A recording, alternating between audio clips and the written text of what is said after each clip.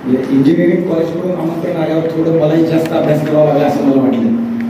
कारण जी ऐकणारे श्रोते हे सामान्य श्रोते नाही, अभ्यास होय इंजिनिअरिंगला आले आणि इंजिनिअरिंगला येत असताना त्यांना काय सांगावं.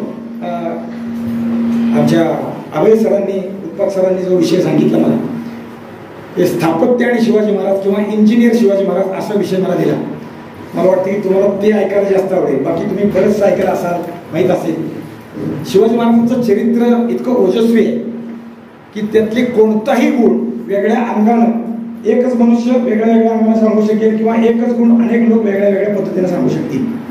आणि त्या अर्थाने मला ही संधी दिली. आजचा जो विषय आहे तो इंजिनियर आणि शिवाजी महाराज किंवा शिवाजी महाराज इंजिनियर असा विषय आहे. आदरणीय व्यासपीठ, आदरणीय प्राध्यापक किंवा प्रिन्सिपॉल SP पाटील सर, बरोबर आहे ना, आमचे शेजारी आणि लहानपणापासून सहवास असलेले अभय, उत्पाद सर, आदरणीय सर, अन्य गुरुजन. माझा परिचय नाही म्हणून नाव घेता येत नाही, तेवढाच भाग आहे. पण शिवाजी महाराज बोलायचा विषय आणि आजचा विषय पहिल्यांदा मी साशंक होतो की कसं काय मांडावं, विषय काय आहे, मुलांना काय आवडेल, असा विषय होता. आणि सुरुवात तुमच्या शालेय जीवनाची संपलेली आहे आणि कॉलेजच्या किंवा इंजिनिअरिंगच्या आयुष्याची सुरुवात होते. आणि त्या निमित्तानं असणारा हा इंट्रोडक्शन फेस्टिवल, इंट्रोडक्शन नाही, इंडक्शन फेस्टिवल प्रोग्रॅम अशा अर्थाने विषय. म्हणजे तुम्ही आजपर्यंत अनेक विषयांचं ज्ञान ग्रहण केलं, पण एका वेगळ्या विद्याशाखेत तुम्ही प्रवेश करता. तुम्हाला मराठीच अपेक्षित आहे ना? अरे बोला, तुम्ही बोललात तर मला जास्त प्रगट होता येईल. कारण काही हिंदी भाषिक असतील तर त्याला कळणार नाही, असा विषय मला वाटला. पण सरांनी मला आधीच सांगितलं की सगळे आपल्या महाराष्ट्रातली मुलं आहेत आणि मराठीत चालेल. तुम्ही एका वेगळ्या विद्याशाखेत प्रवेश घेतला आहे आणि जी विद्याशाखा आहे ती एक वैभवशाली विद्याशाखा आहे, सामान्य विद्याशाखा आहे असं म्हणता येणार नाही. ही विद्याशाखा आहे ती म्हणजे ज्याला आपल्या प्राचीन पद्धतीत स्थापत्यशास्त्र किंवा दुसरा शब्द आहे त्याला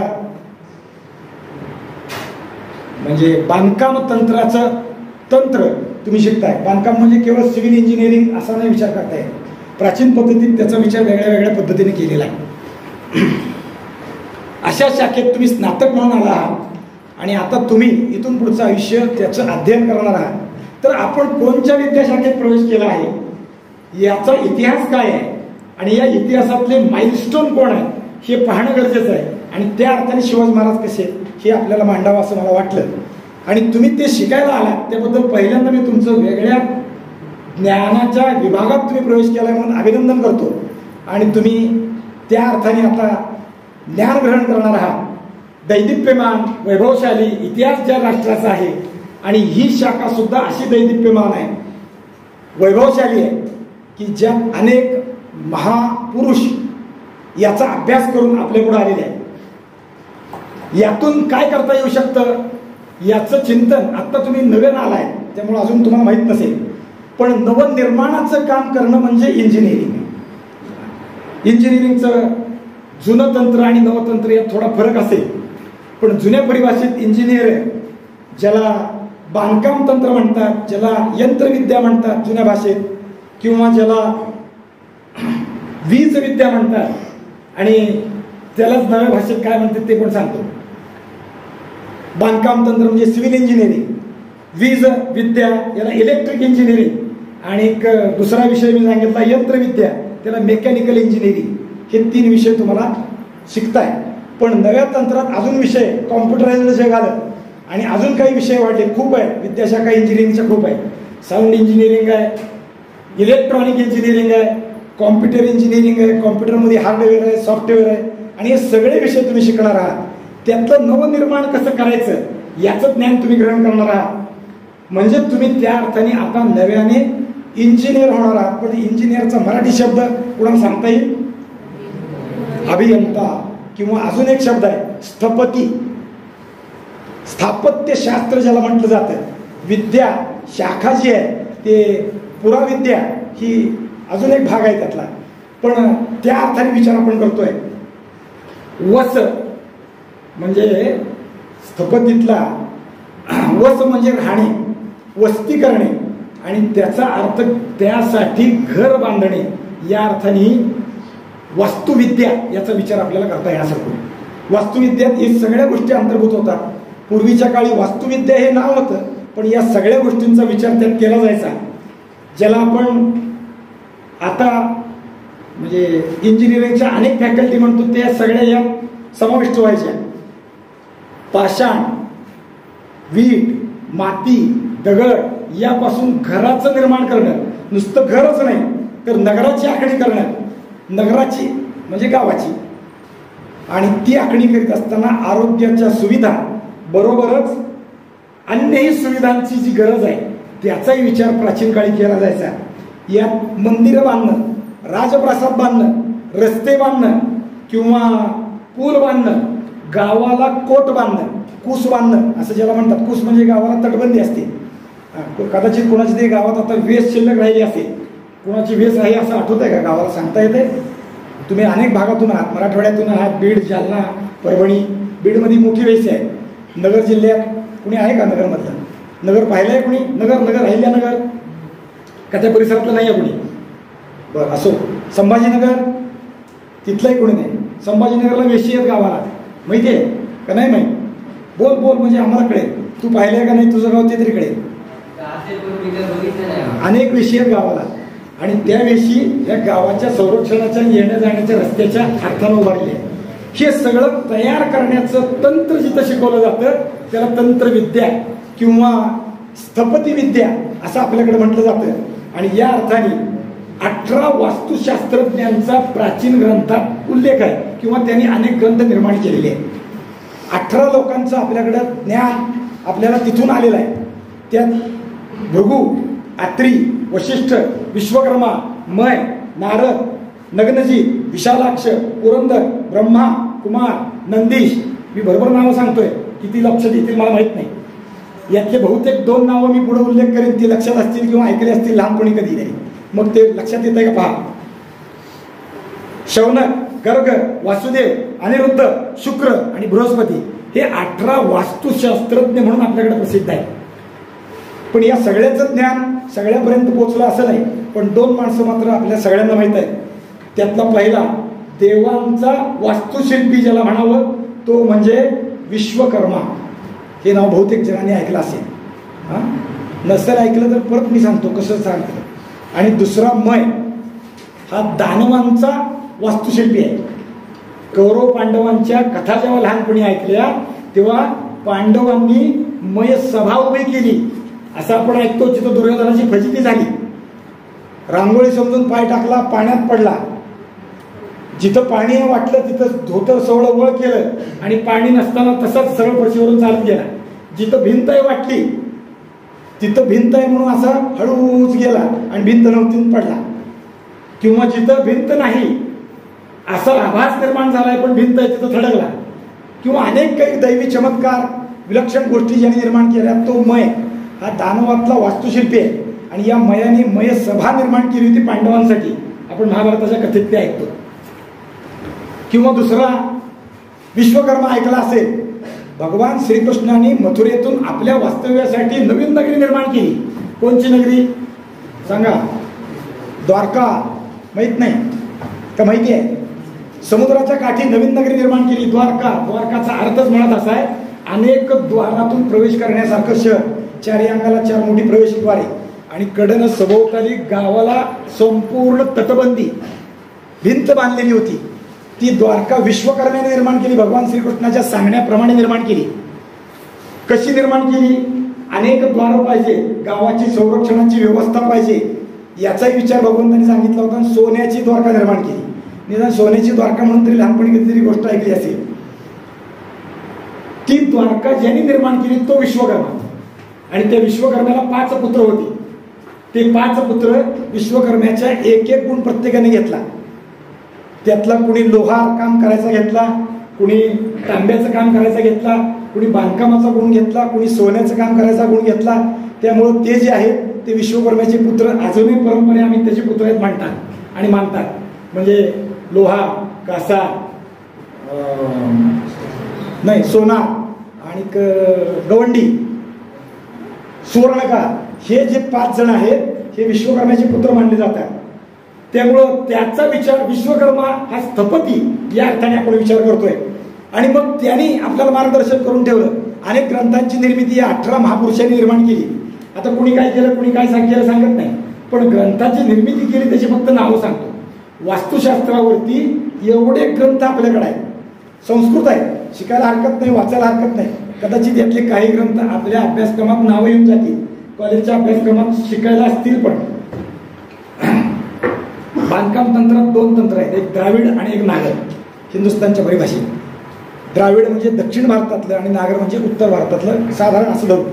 आणि यामध्ये वास्तुशास्त्राच्या विषयाने काश्यशिल्प, काश्यपशिल्प, विश्वकर्मीय शिल्प, मयमत, मयासुरांनी लिहिलेला ग्रंथ म्हणून मयमत, मानसा, अगस्त्य सकलाधिकार, सनत कुमाराचं वास्तुशिल्प, शिल्पसंग्रह, चित्रलक्षण, ही झाली वास्तुशास्त्रावरची. आणि याशिवाय इतर ग्रंथ आहेत जे वास्तुशास्त्रावर आहेत पण ते नागरलिपीतले, नागरलिपी म्हणण्यापेक्षा नागर वास्तुशास्त्रावरचे.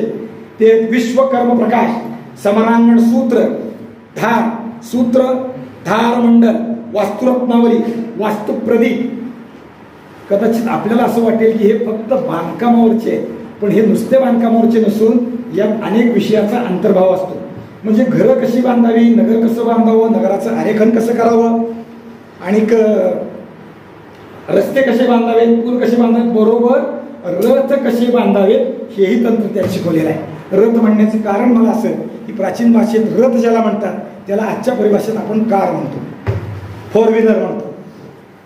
याशिवाय अन्यही काही ग्रंथ आहेत की जे या वास्तुविद्येचं ज्ञान देतात. हे झाले केवळ वास्तूच्या विषय आहे.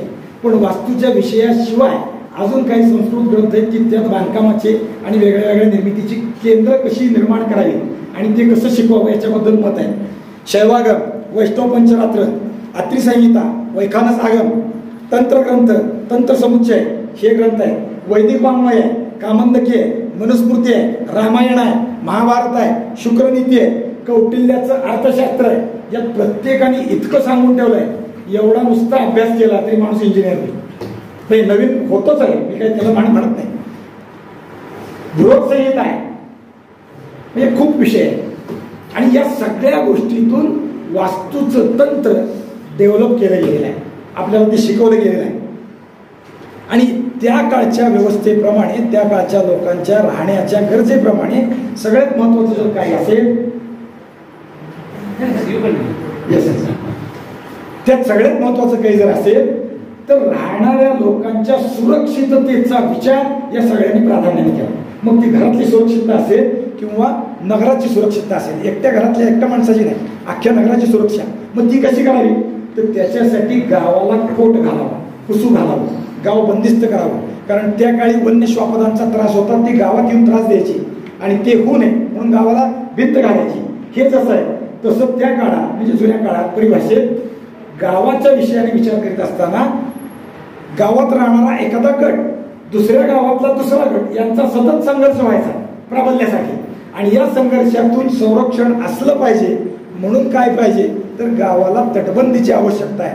म्हणजे गावाचा कोट करणे किंवा तटबंदी घालून गाव बंद करणे, ज्याला आपल्या परिभाषेत दुर्ग म्हणून.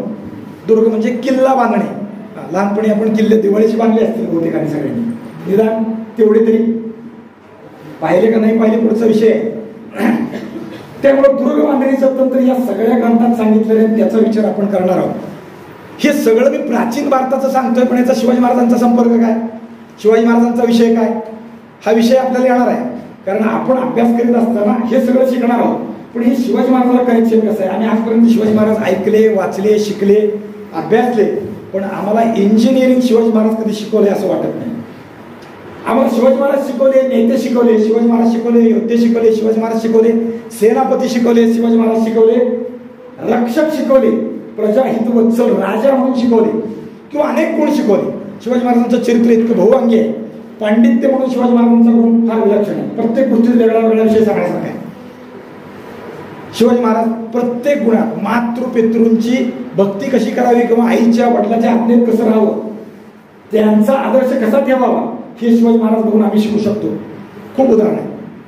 प्रत्येक गोष्टीत आपला आदर्श कोणाचा ठेवायचा असेल तर छत्रपती शिवाजी महाराजांचा ठेवला पाहिजे, इतके गुण आहे. पण आम्हाला कधी शिवाजी महाराज शिकवित असताना आधुनिक दृष्टिकोन ठेवणारे शिवाजी महाराज शिकवले जात नाही, किंवा इंजिनियर असणारे शिवाजी महाराज शिकवले जात नाही. त्याचा विचार आपल्याला करायचा आहे. आधुनिक दृष्टिकोन असणारा मी एका अर्थाला म्हणतो की शिवाजी महाराजांनी ज्यावेळेस राज्याचे आपली कामं केली त्यावेळी शिवाजी महाराजांनी तोफांसाठी तोफांचा कारखाना उठलाय. आम्हाला माहित नाही, पुरंदर किल्ल्यावर शिवाजी महाराजांचा तोफाचा कारखाना होता. याशिवाय शिवाजी महाराज इंग्रजांकडून काही वस्तू खरेदी करतात. कोणत्या वस्तू खरेदी करतात? विष आणि विष उतरवणारी औषधे खरेदी करतात. सामान्य गोष्टी खरेदी करत नाही. आपल्याकडे जे नाही आहे ते खरेदी करतात. उत्तम दारूगोळा इंग्रजांचा बनतो ते खरेदी करतात. शस्त्रामध्ये तोफा तुमच्या चांगल्या आहेत ते द्या, त्या दारूगोळा चांगला आहे ते विकत घेतात. नुसतं विकत घेतात नाही, ते निर्माणाचं तंत्र आपल्याकडे ठेवतात. आपल्या विषयात ते पुढे विषय येणार आहे. शिवाजी महाराजांनी या अनेक गोष्टी केलेल्या आहेत. आम्हाला स्थपती शिवाजी महाराज त्या अर्थाने कधी शिकवले जात नाही. शिवाजी महाराज विशिष्ट पद्धतीनं एक झापड बांधून शिकवले जातात असं म्हणायला हरकत नाही. मर्यादित शिवाजी महाराज शिकवले जातात. पण विशाल दृष्टी असणारे शिवाजी महाराज आम्हाला जर शिकायचे असतील तर अनेक अंगाने शिवचरित्राचा अभ्यास केला पाहिजे. आणि आम्ही आता स्थपती होणार आहोत, आम्ही आता वास्तुविद्याकार होणार आहोत, आम्ही आता इंजिनियर होणार आहोत, तर स्थपती शिवाजी महाराज आपल्याला कळले पाहिजे. म्हणून हे थोडक्यात मांडले जातं. शिवाजी महाराजांच्या काळात म्हणजे 17व्या शतकामध्ये या भारत देशात एक फ्रेंच प्रवासी आला. त्याचं नाव ॲबे कॅरे, बॅथेलिन ॲबे कॅरे असं त्याचं नाव आहे. मूळ फ्रान्सचा आहे. एका डच व्यापाऱ्याबरोबर तो हिंदुस्थानात आला. हिंदुस्थान पाहायची त्याची इच्छा होती, प्रवासी म्हणून आला. आणि तो प्रवास करीत असताना शिवाजी महाराजांच्या राज्यात त्याने प्रवेश केला. आता समजा त्यावेळेस शिवाजी महाराजांच्या राज्यात व्यवस्था होती. आता आपण जर एका राष्ट्रातून दुसऱ्या राष्ट्रात जात असू तर आपल्याला पासपोर्ट घ्यावा लागतो. तसं या आबेकारेला शिवाजी महाराजांच्या स्वराज्यात फिरण्यासाठी, बाहेर जाण्यासाठी कारताज, त्यावेळेसचं नाव पासपोर्टचं कारताज, हे कारताज करून घ्यावं लागत होतं. आणि ते कारताज करायला तो समुद्रमार्गे आल्यामुळे चौल या कोकणातल्या मुंबईच्या जवळच्या ठाण्यात तो उतरला. आणि चौलच्या ठाण्यात जाऊन त्यांनी तिथल्या अधिकाऱ्याकडून 1673 सालाच्या दरम्यान हे प्रवासाला आला आणि त्यानं ती आपली कारताज अपडेट करून घेतली. इथून जायचा परवाना, ज्याला काही ती कागदपत्र असतात ती सगळं करून घेतली. आणि हे करत असताना, शासकीय काम चालत असताना त्याने त्या ठाण्याच्या अधिकाऱ्याबरोबर चर्चा केली, गप्पा मारली. हे शिवाजी राजाचं नाव मी फार ऐकतोय, काय वैशिष्ट्य आहे, त्यांची इच्छा काय आहे, त्यांना काय करायचं आहे, या सगळ्या गोष्टी त्यांना ऐकल्या. त्याच्या तिथल्या माणसांनी जे काही सगळं शिवाजी महाराजांच्या ठाणेदारांनी, अंमलदारांनी जे सांगितलं ते त्याने आपल्या प्रवास वर्णनात लिहून ठेवलं. तो प्रवास वर्णन उपलब्ध आहे, ते मराठी भाषांतरही झालेलं आहे. ते मूळ फ्रेंच भाषेतलं आहे. फ्रेंचचं इंग्लिश झालं, इंग्लिशचं तर मराठी झालं आहे. त्यानं जे लिहून ठेवलं ते महत्वाचं आहे. ती वाक्य अशी आहे, शिवाजी महाराज एक महान योद्धा आहे, कुशल राजनीतिज्ञ आहे आणि कोणतेही आव्हान स्वीकारून ते यशस्वीपणे पूर्ण करण्याचे विशाल व्यक्तिमत्व आहे. अपार कष्ट करण्याची त्यांची तयारी होती आणि ते शूर सैनिकांपेक्षा जास्त अधिक परिश्रम करतात. अडचणीमुळे त्यांचा उत्साह, समजतंय ना, मागच्या पोराला समजलं पाहिजे. काय आहे, काही जुने परिभाषित शब्द आहेत, लक्षात येतात असं होत नाही समजलं तर मला म्हणा, हरकत नाही. अडचणीमुळे त्यांचा उत्साह वाढतो आणि म्हणून अशक्य वाटणाऱ्या गोष्टीवरही ते विजय संपादन करतात. जेव्हा अडचणी येतात तेव्हा ते दुप्पट उत्साहाने काम करतात, असा याचा अर्थ आहे.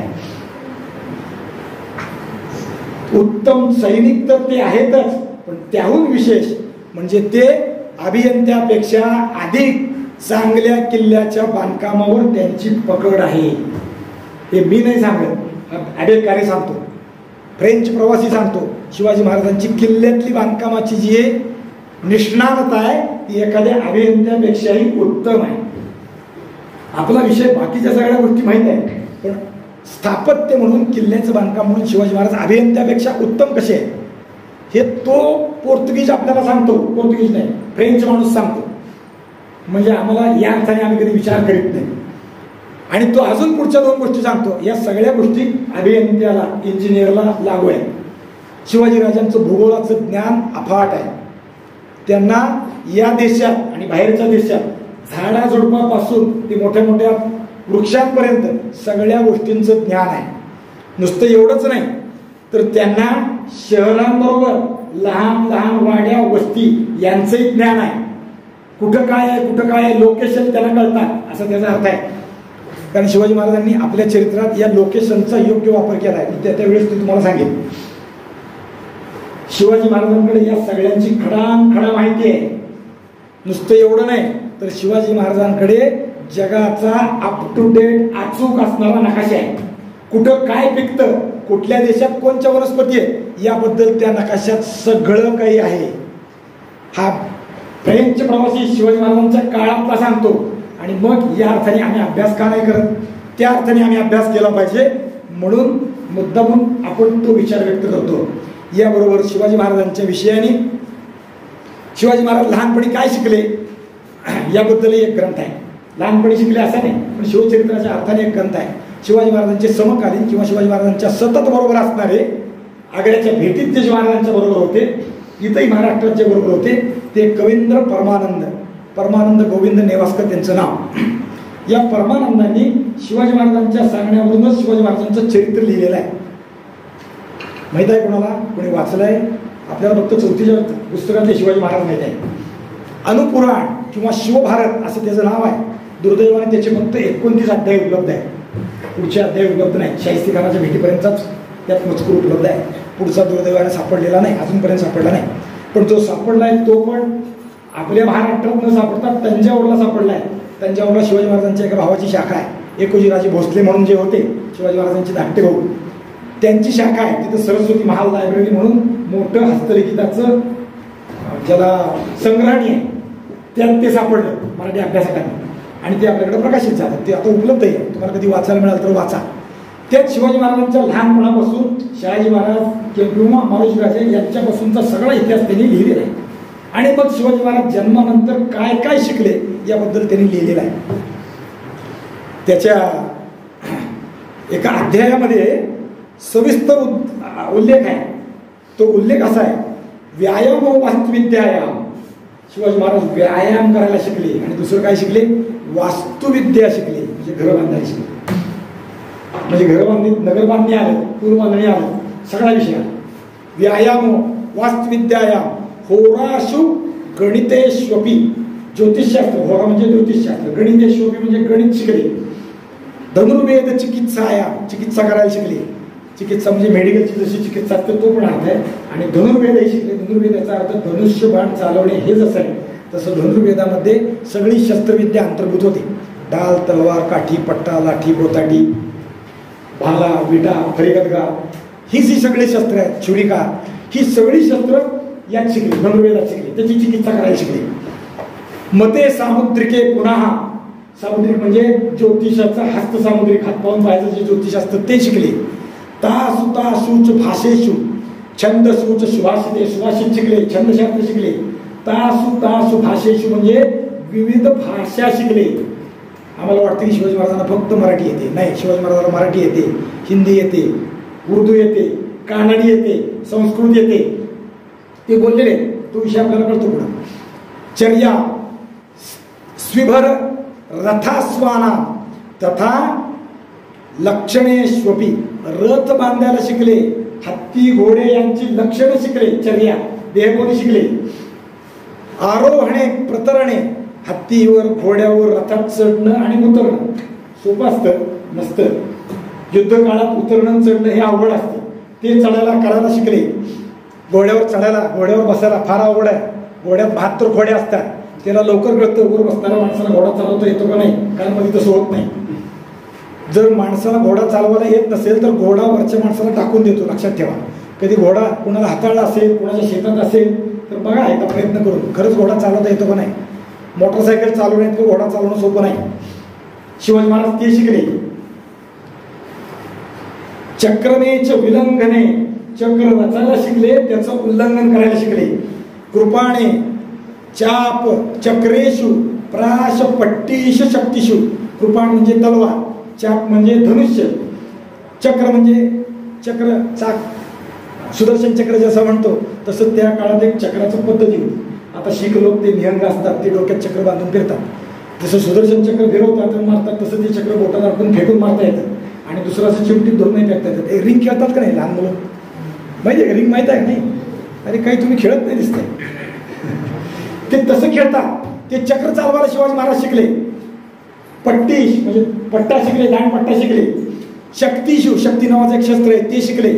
युद्धे, नियुद्धे, युद्ध करायला शिकले. युद्धाचं व्यूह रचायला शिकले. नियुद्ध म्हणजे हातात शस्त्र नसताना समोरच्या शस्त्रधारी माणसावर विजय कसा संपादन करावा तेही शिकले. आणि आपला विषय दोन गोष्टीने होता. पहिला आला तो वास्तुविद्या शिकले, दुसरा आला दुर्गाणाम दुर्ग भिकरणेशु. किल्ला बांधायला शिकले, पण किल्ला बांधत असताना दुर्ग, तो दुर्गम कसा करावा हेही ज्ञान शिकले. म्हणजे ह्या सगळ्या पहिल्या ग्रंथांचा अभ्यास त्यांनी शिकला. दुर्लक्ष लक्षवेदेशु, लक्षवेध कसा करावा ते शिकले. इंगितेशु मायेशु विष निर्हरणेशु, इंगित शिकले, लोकांचं मन कसं ओळखावं ते शिकले. माया म्हणजे जादू शिकले. विष म्हणजे घातलेलं विष उतरावं कसं किंवा विष ओळखावं कसं ते शिकले. तत् रत्न परीक्षा आहे म्हणजे रत्नशास्त्र शिकले. लिपी श्वपी शिकले. लिपी श्वपी म्हणजे लिहायला आणि वाचायला शिकले. लिपी म्हणजे खूप गोष्टी शिकले. इतकं शिकले की गुरूंना त्यांना शिकून गुरुला आनंद प्राप्त झाला. हे असा शिष्य मिळतोय, त्याच्याशिवाय अजून काय असं. म्हणजे आपण जो विचार करतोय तो शिवाजी महाराजांचा एका लिमिटेड पर्पज पुरता विचार करतोय की शिवाजी महाराज फक्त युद्ध शिकले नाही, एवढ्या गोष्टी शिकले. त्यातलं आपल्याला पाहिजे ते दुर्गमीकरण. म्हणजे दुर्गमीकरण, दुर्ग याचा अर्थच असा आहे दुर्गम इति दुर्ग. दुर्गम म्हणजे जो राहायला, जिंकायला किंवा शत्रूला हल्ला करायला ज्याला अजिंक्य म्हणता येईल किंवा अवघड आहे असं म्हणता येईल त्याला दुर्ग म्हणतात. शिवाजी महाराज ते करतात आणि त्या अर्थाने शिवाजी महाराजांचं दुर्ग कारण आपण पाहिलं पाहिजे.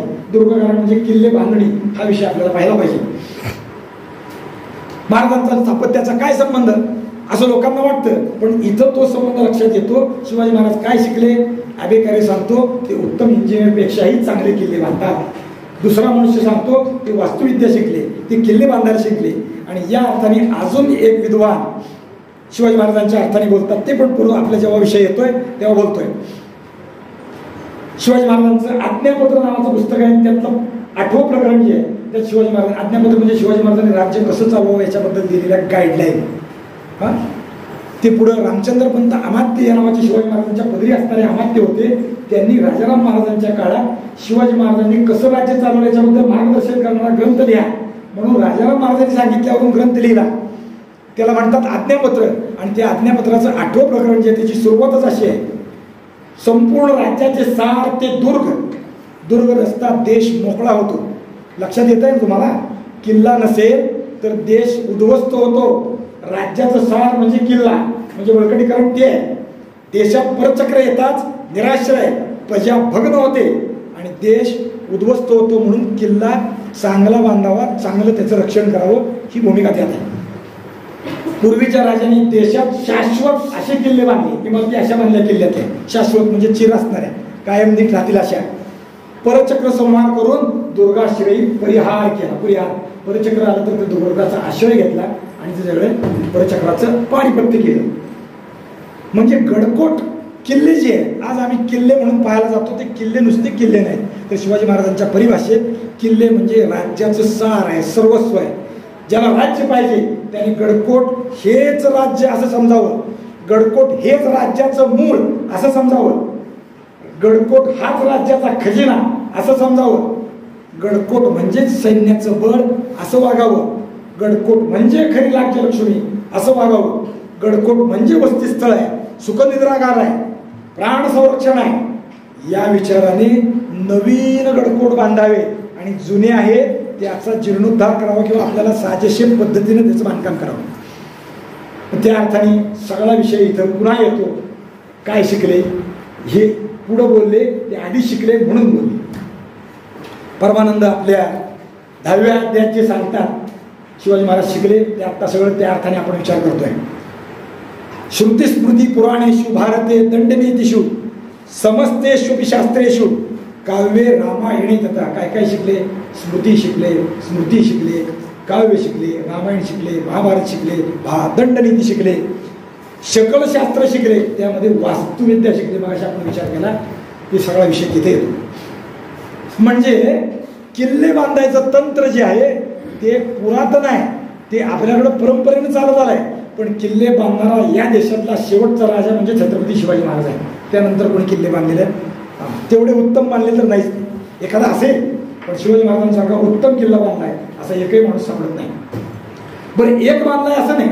शिवाजी महाराजांनी किती किल्ले बांधले सांगता येणं मुश्किल आहे. अनेक किल्ले हजरतीच्या म्हणजे शिवाजी महाराजांच्या हजरतींच्या अखत्यारीत 350 किल्ले असं सभासदाच्या बघित उल्लेख आहे. किती किल्ले आहेत? 350. आम्हाला मोजकी हातावर बोटावर मोजायची की नावं माहिती आहेत, सगळी माहीत नाही. फिरलं तर कळेल, गेलं तर कळेल, मग इतिहास कळेल. आणि मग अशी मी म्हणालो तसं जुन्या काळात किल्ले कसे होते. लंकामध्ये हनुमंतरायांनी प्रवेश केला. लंकेच्या संरक्षणासाठी गुप्त कोट उभा केला होता. त्याच्या रक्षणाला लंकिणी नावाची राक्षसी नव्हती, म्हणजे लंका किल्ला होता. लक्षात येते. म्हणजे किल्ला बांधायचं तंत्र आधीपासून आहे. महाभारतात द्वारका निर्मितीचा विषय मगाशी सांगितला. याच्याबरोबरच शांती पर्वामध्ये राजधर्म काय आहे त्यात त्यांनी सांगितलेलं आहे. वेस, गावाला कोट, नुसते मोर्चे, माऱ्याच्या जागा, गुप्त मार्ग, खंद ह्याचं बांधकाम कसं करावं हे महाभारतात सांगितलं आहे. कौटिल्यानं बांधकामाचं तंत्र सांगितलं. त्यात किल्ल्याचे 4 प्रकार केले. हे 4ही प्रकार शिवाजी महाराजांनी अनुभवले किंवा निर्माण केले. अवदक की दुर्ग, अवदक म्हणजे पाण्यातला किल्ला. सिंधुदुर्ग शिवाजी महाराजांनी बांधला सगळ्यांना माहित आहे. अजून काही माहिती आहे? दुसरा किल्ला कोणचा माहिती आहे का? सिंधुदुर्ग बांधला हेही माहित नाही. माहित आहे का नाही?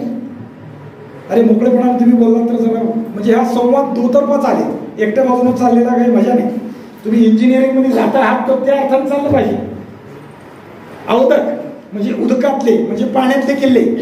सिंधुदुर्ग हा शिवाजी महाराजांनी बांधलेला किल्ला आहे. दुसरा कासा किंवा पद्मदुर्ग हा शिवाजी महाराजांनी बांधलेला किल्ला आहे. लक्षात ठेवा. अनेक किल्ले आहेत. काही किल्ले दुरुस्तही केलेले. सिंधुदुर्गच्या जवळ 12 किल्ल्यांची माला शृंखला निमित्तानं शिवाजी महाराजांनी उभी केलेली आहे की ज्यातून सिंधुदुर्गलाही डायरेक्ट अप्रोच कोणाचा येणार नाही. पोर्तुगीज, डच, वलंदेज किंवा 18 टोपीकर, इंग्रज हे कुणी डायरेक्ट सिंधुदुर्गावर येणार नाही अशी व्यवस्था शिवाजी महाराजांनी केलेली आहे. पार्वत म्हणजे पर्वताचे किल्ले, गिरिदुर्ग ज्याला डोंगरावरचे किल्ले म्हणतो आपण ते. घाणवन म्हणजे भुईकोट किल्ले. त्यात पुन्हा वनदुर्ग. वनदुर्ग म्हणजे जंगलातले किल्ले किंवा किल्ल्याच्या शेजारी जंगल असतं. हे 4 प्रकारे चाणक्याने सांगितलेले. आणि शुक्रनीती 4थ्या अध्यायात त्यातल्या त्यात सगळ्यात उत्तम किल्ला कोणता तर तो गिरिदुर्ग असं सांगितलेलं आहे. कारण गिरिदुर्गाचं वैशिष्ट्य असं शुक्राचार्य सांगतात. एकम शतयोधयती दुर्ग स्तोत्रधारयती शतम दशसहस्त्राणी दुर्ग समाश्रये. म्हणजे एकटा माणूस जर गिरिदुर्गावर रोज युद्ध करत असेल तर तो एकटा 100ला अजिंक्य ठरतो. आणि जर 100 लढत असतील तर ते 10,000ला अजिंक्य ठरतात. म्हणून दुर्गाचं महत्व हे आहे. आणि ते महत्व शिवाजी महाराजांनी बरोबर ओळखलंय आणि आपल्या त्या अर्थानिशा कामाला सुरुवात केलेली आहे. शिवाजी महाराज किल्ल्याचं महत्व ओळखतात. याच्याबद्दल दुसरा उल्लेख सांगतो. शिवाजी महाराजांनी आपल्या खजिन्यातून किल्ल्याला वार्षिक बजेट असतं ना तसं खर्चाला मंजुरी दिली. आणि त्यामध्ये 1,75,000 होन बरं का, रुपये नाही, होन म्हणजे सोन्याचं सुमारे 1.5 ते 3 ग्रॅमचं नाणं. एवढे रुपयाची किंमत किंवा एवढं सोनं दरवर्षी हे सांगतोय ते हा काळ आहे 1671-72चा. त्याच्या ह्याच्या विषयातला आहे. त्यात ते रक्कम सांगतोय. एवढी रक्कम शिवाजी महाराजांनी किल्ल्यासाठी खर्ची घातली. त्याचा सविस्तर अहवाल आहे. रायगड किल्ल्याला 50,000 होन. दिवाणघर म्हणजे गडावरची जी राजांची किंवा अन्य दिवाणी कामातली घरं आहेत, राजधानीचं ठाण आहे त्यासाठी ते जी घरं आहेत त्याच्यासाठी 35,000 होत. तळी किल्ल्यावर असणारी पाण्याची तळी त्याला 20,000 होत. 2 तळी दोघांना 10,000 होऊन खर्चले. गच्ची म्हणजे इतर घर आहे चुन्याचं काम आहे त्याला 5,000 होत. इतर किल्ले आहेत त्याला 15,000 होऊन खर्च सांगितला आहे. तर त्याच्यासाठी 10,000 होऊन दिले. कोणत्या किल्ल्याला सांगितलं आहे? विजयदुर्ग, सिंधुदुर्ग, सिंहगड, सुवर्णदुर्ग, प्रतापगड, पुरंदर, राजगड एवढे किल्ल्याला 10,000 होऊन त्या साला दरवर्षी किती आहेत पहा. आणि याशिवाय 5,000 होण्याचे किल्ले वेगळे आहेत. प्रचंडगड माहिती आहे का? प्रचंडगड कशाला म्हणतात ते तर माहिती आहे का? तोरणा किल्ल्याला प्रचंडगड शिवाजी महाराजांनी दिलेलं नाव आहे. त्याच्यासाठी 5,000 होऊन प्रसिद्धगड, विशाळगड, महिमतगड, सुधागड, लोहगड, सबळगड, श्रीवर्धनगड, मनोरंजन हे 2 राजमाचीचे उपकिल्ले. एवढे पैसे शिवाजी महाराज खर्चात 3000 कोरेगडाला, पुन्हा सरसगडाला 2000, मैदरगडाला 2000, मनोहरगडाला 1000, असं एकूण 1,75,000 होत या वर्षात खर्च केले, किल्ल्यासाठी खर्च केले. लोकांनी विचारलं, महाराज असं का, किल्ल्याला एवढे पैसे का खर्च झाले? आणि मग शिवाजी महाराजांनी दिलेलं उत्तर आहे ते महत्वाचं आहे. त्यांनी सांगितलं, राज्याची सार ते म्हणजे किल्ले. एक एक किल्ला माझा जो असा आहे तो अजिंक्य राहील. एक एक किल्ला 1 वर्षभर कमीत कमी झुजता राहील. आज मग उद्या औरंगजेब दिल्लीतून खाली येईल आणि हे निर्माण केलेलं शिवाजी म्हणजे स्वराज्याचा जो भाग आहे तो संपुष्टात आणण्यासाठी प्रयत्नशील राहील. आणि त्यासाठी इथले किल्ले जर मजबूत असतील तर त्याला ते 1 किल्ला जिंकायला 1 वर्ष लागेल. आणि पर्यायाने 350 किल्ले जिंकायला 350 वर्ष लागतील. एवढं आयुष्य आहे का? 350 वर्ष. त्यामुळंच औरंगजेब जरी महाराष्ट्रात आला, 25 वर्ष इथं राहिला, पण महाराष्ट्रातलं शिवाजी महाराजांनी निर्माण केलेलं स्वराज्य त्याला संपवता आलं नाही. त्याला किल्ले जिंकता आले नाही. अनेक किल्ले त्यांनी जिंकले, पण फंद फितुरी करून जिंकले. किंवा मराठ्यांनी ते युद्धतंत्र असं वापरलं की किल्ल्यावरची रसद आहे तोपर्यंत लढावं, रसद संपली की औरंगजेबाला किल्ला विकत घ्या. आपण उठावून राजाराम महाराजांकडं, ताराबाई साहेबांकडं तिकडं जाऊन राहू. आणि किल्ला पुन्हा औरंगजेबाने नाचता केला, झुंजता केला, रसद भरली, वर खाणं पिणं सगळ्या तरतुदी केल्या की एका रात्रीत पुन्हा किल्ला घ्या. ही मराठ्यांची युद्धनीती आहे. त्यामुळं औरंगजेबाला 25 वर्ष इथं राहिला. सुमारे 25 वर्ष म्हणजे 1 पिढी. 1687 निघाला 82ला महाराष्ट्रात येऊन इथं धुमाकूळ घातला. ते 85 पासून ते 1707 पर्यंत तो महाराष्ट्रात राहिला. महाराष्ट्र जिंकता आला नाही, शिवाजी महाराजांचं स्वराज्य जिंकता आलं नाही. अनेक किल्ले त्याला प्रयत्न केला, युद्ध केली. 1 किल्ला, रामशेरचा किल्ला 6 वर्ष लढला, सिंधुदुर्ग 7 वर्ष लढला तरी मिळालं नाही. म्हणजे बाकीच्या किल्ल्याची गणना सांगत नाही. चाकणची गडी शिवाजी महाराजांची आहे. शाहिस्तेखान आला, सुरुवातीलाच विषय शाहिस्तेखानाचा, आणि त्या शाहिस्तेखानाने 56 दिवस एका गडीबरोबर लढा दिला. त्याच्याबरोबर 30,000 फौज आहे बरं का. आणि आज किती लोक आहेत? फक्त 300. हे विशेष का? हे शिवाजी महाराजांच्या युद्धतंत्राचा भाग आहे. हे गड ज्याला किल्ले म्हणतो आपण ते दुर्गम केले म्हणून ते जमलं. औरंगजेब भला मोठा खजिना घेऊन आला, सगळा महाराष्ट्रात संपला. 1 पिढी गेली. सुमारे 4 ते 5 लाखाचं सैन्य आणलं. त्यांची इथं पिढी गेली. सैन्यात आलेल्या पोरांची लग्न इथं झाली, त्यांना पोरं इथं झाली, त्यांची लग्न इथं झाली. दाखले त्याच्या इतिहासात. हे कशामुळे झालं? शिवाजी महाराजांच्या युद्धाच्या किंवा किल्ले बांधणीच्या तंत्रामुळे. आणि त्यामुळं शिवाजी महाराजांचं हे तंत्र आपण पाहतोय. शिवाजी महाराजांनी युद्ध किंवा किल्ले बांधताना काही आदेश दिले. काय आदेश दिलाय? स्थळाचा विचार केला. किल्ला बांधताना कसा बांधला? लोकेशन पहा, कुठं आहे, जागा कशी आहे, मग किल्ला पहा. प्रतापगड कोकणात आणि देशावर दोन्हीकडे जायला नाक्याचा किल्ला, नाक्याची जागा पाहिली. प्रतापगडावर पूर्वी किल्ला नव्हता. हे भोरप्याचा डोंगर त्याला म्हणत होते. शिवाजी महाराजांची जागा पाहिली, त्याच्यावर पाण्याचा साठा पाहिला आणि आदेश दिला मोरपंथ पिंगळ्याला, इथे किल्ला बांधला. मोरपंथ पिंगळ्याने किल्ला बांधला. लई उदाहरणे सांगून टाकली. त्यामुळे स्थळ पाहावं, लोकेशन पाहावं. सिंधुदुर्ग पाहिला, समुद्रात आहे. या समुद्रात असणाऱ्या 18 टोपीकरांचा, सिद्ध्याचा, बाकी सगळ्यांचा इतका उच्छेद आहे, इतका त्रास आहे की कोकणची प्रजा गाजली चालली. आणि म्हणून त्यांच्यासाठी काहीतरी निर्माण केलं पाहिजे म्हणून समुद्रात बंदिस्त असणारं ठाणं निर्माण केलं. सिंधुदुर्ग कसं निर्माण केलं? लोकेशन पाहिजे. शिवाजी महाराज त्या मालवणला गेले. मालवणला गेल्यावरती समुद्रात एक लांब बेट दिसते. महाराजांनी विचारलं ते काय आहे? त्याला कुर्ट नाव म्हणतात. ते बेट आहे, कुर्ट आहे. चला म्हणले, मला घेऊन चला. तिथे गेले आणि तिथे गेल्यानंतर त्यांनी तिथली सगळी पाहणी केली. बेट मोठा आहे, विस्तीर्ण आहे, इथं पाणी आहे, बेटावर पाणी आहे. आणि मग किल्ला बांधण्याचा आदेश दिला. शिवाजी महाराजांनी तिथे किल्ला बांधला. असं दुसरं लोकेशन सांगतो. जंजिरा हा सिद्ध्याचा किल्ला रायगड जिल्ह्यात आहे. जंजिऱ्याची लोकेशन अशी आहे की खाडी आहे, दोन्ही बाजूला समुद्र गोलाकार मिळायला येतो खाडीला, आणि मध्यवर्ती जागेत जंजिऱ्याचं स्थान आहे. त्यामुळे जंजिऱ्यातला सिद्धी अजिंक्य होता.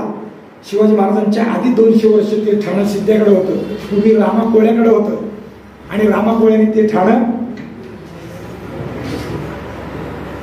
अजिंक्य राखलं होतं. त्या ठाण्याला लाकडकोट होता, म्हणजे लाकडी किल्ला होता. त्याच्यावर जंजिऱ्यांनी चाल करून फसवून रामापुढ्याला दारू पाजून ते ठाणे जिंकलं आणि तिथं जंजिऱ्यांनी दगडी पोट घालून किल्ला बांधला. आणि बांधलेल्या किल्ल्यात जंजिरा इतका अजिंक्य झाला की शिवाजी महाराजांनी प्रयत्न केला, संभाजी महाराजांनी प्रयत्न केला, राजाराम महाराजांनी प्रयत्न केला, पश्चात छत्रपती शाहू महाराजांनी प्रयत्न केला, पण किल्ला जिंकता आला नाही. भारत स्वतंत्र झाला 1947ला 15 ऑगस्टला, तरी जंजिरा सिद्धेकडे होता आणि जंजिरा भारतात यासाठी 1952 होता. लक्षात ठेवा किल्ल्याचं महत्व काय आहे. पण या जंजिऱ्याच्या नाकाबंदी करायचं काम शिवाजी महाराजांनी केलं. सिद्धीचा बंदोबस्त केला. जिथं ते दोन्ही ठिकाणाहून समुद्राला मिळणारी खाडी आहे, मध्ये आज जंजिरा आहे, त्या खाडीवर एक बेट होतं लहानसं. शिवाजी महाराजांनी त्या बेटावरती आपले लोक घातले आणि त्या बेटावर किल्ला बांधला. त्याचं नाव पद्मदूर. त्यामुळे जंजिऱ्याची सगळी नाकाबंदी झाली आणि सिद्धी बळजोर होता तो एकदम खजिरला. त्याला मर्यादा पडली. शिवाजी महाराजांमुळे हे झालं. म्हणजे लोकेशन शिवाजी महाराज विचार करतात त्याचा अर्थ हा आहे. कोणची जागा आहे? शिवाजी महाराज उंचीचा विचार करतात, किल्ल्याच्या जागेची उंची कशी आहे त्याचाही विचार करतात. त्याशिवाय शिवाजी महाराज भूगोलाचा विचार करतात. काय करावं? भूगोल अभ्यास करतात. मग अशी आपण लोक गाणी करायचा विषय. राज्यकारणाचे मुख्य कारण ते किल्ले. देशी देशी स्थळे पाहून ते बांधावे. किल्ल्यासमीप दुसरा पर्वत असू न द्यावा. किल्ल्याच्या शेजारी जर दुसरा लहानसा डोंगर असेल तर तो असणं बांधकाम शास्त्राच्या दृष्टीनं किल्ल्याच्या दृष्टीनं घातक आहे. का तर असा डोंगर असाल की तिथून तो लवकर पडला की तिथून मुख्य किल्ल्याला त्रास होतो. आणि म्हणून शिवाजी महाराजांनी असा डोंगर असू नये. असला तर काय करावं? त्याला सुरुंग लावून फोडून टाकावं म्हणून सांगितलं. सुरुंग लावून फोडून टाकावं. जर सुरुंग लावून फोडता येत नसेल तर काय करावं? मग त्याला दुसरा किल्ला बांधावा लहानसा का असेल आणि तो त्याच्या आयबमध्ये आणावा. पाडून गडाचे अखत्यारीत आहारीत आणावा असं सांगितलंय. गडावर इमारत कशी बांधावी? शाश्वत बांधावी, कायमची बांधावी. तात्पुरती कुठली इमारत बांधावी जी कायम राहील अशी बांधावी. तट, बुरुज, चिलखते, पहारे, पडकोट हेही कायम बांधावे. कोट आणि पडकोट एक फरक आहे बरं का. पडकोट म्हणजे कशाला म्हणतात? एखाद्या किल्ल्याला तट घातलेला असतो ज्याला तटबंदी म्हणतो आपण. त्या तटाला सुद्धा चिलखत अशा अर्थानं दुसरा कोट घातलेला असतो. त्याच्या निम्म्या टप्प्यावर दुसरा भिंत बांधलेली असते, त्याला म्हणायचं पडकोट. म्हणजे आतला किल्ल्याचा जो मुख्य संरक्षक तट आहे त्याला संरक्षक असणारी फळी. जसं एखादा माणूस अंगात चिलखत घालतो तसं त्या तटाला असणारा पडकोट.